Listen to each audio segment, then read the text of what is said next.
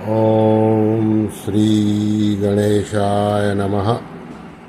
ओम श्री परमात्मने नमः।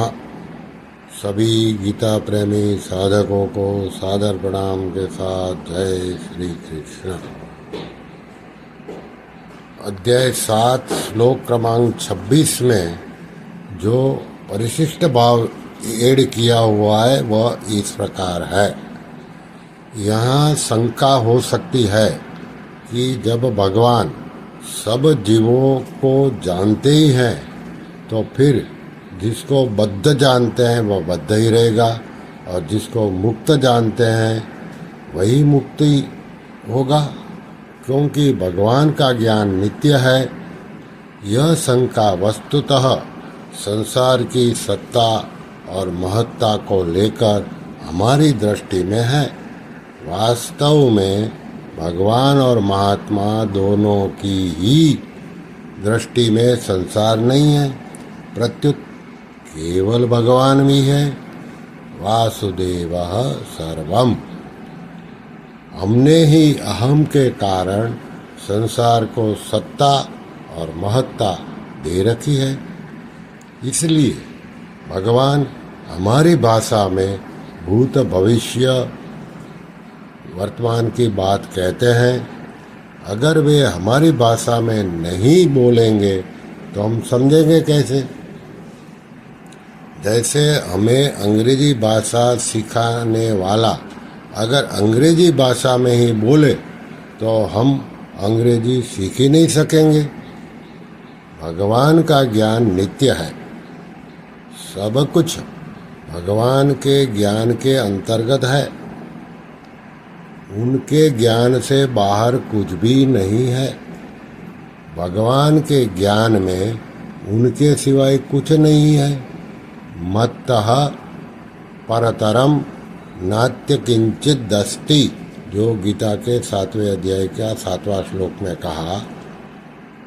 जीव ने ही अहम के कारण अज्ञान से जगत को धारण कर रखा है। और ययेदम धार्यते जगत, गीता के 7वें अध्याय का 5वां श्लोक। अतः बंधन और मोक्ष जीव के ही बनाए हुए हैं। तत्व से न बंधन है न मोक्ष है, किंतु केवल परमात्मा ही है। 2 बार च पद देने का तात्पर्य है कि कोई भी काल स्थायी नहीं है। न भूतकाल सदा रहता है, न वर्तमान सदा रहता है और न भविष्य सदा रहता है, पर भगवान सदा रहते हैं। जैसे भूतकाल और भविष्यकाल अभी नहीं है, ऐसे ही वर्तमान काल भी नहीं है। भूतकाल और भविष्यकाल की संधि को ही वर्तमान काल कह देते हैं।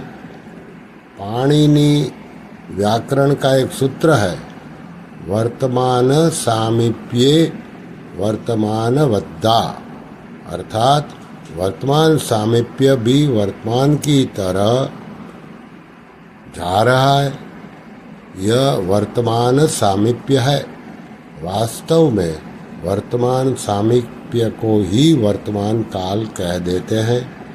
अगर वर्तमान काल वास्तव में होता तो वह कभी भूतकाल में परिणित नहीं होता।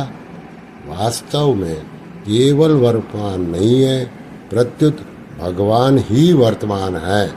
तात्पर्य है कि प्रतिक्षण बदलता है वह वर्तमान नहीं है, प्रत्युत जो कभी नहीं बदलता वही वर्तमान है। इसलिए भगवान ने श्लोक के आरंभ में वर्तमान क्रिया दी है, वेदाहम, मैं जानता हूँ। भगवान भूत भविष्य और वर्तमान सब में सदा वर्तमान है, पर भगवान में न भूत है न भविष्य है और न वर्तमान है। भगवान का वर्तमानपना काल के अधीन नहीं है, क्योंकि भगवान कालातीत है। काल न भगवान की दृष्टि में है न महात्मा की दृष्टि में। श्रीकृष्ण शरणं मम श्रीकृष्ण शरणं मम श्रीकृष्ण शरणं मम।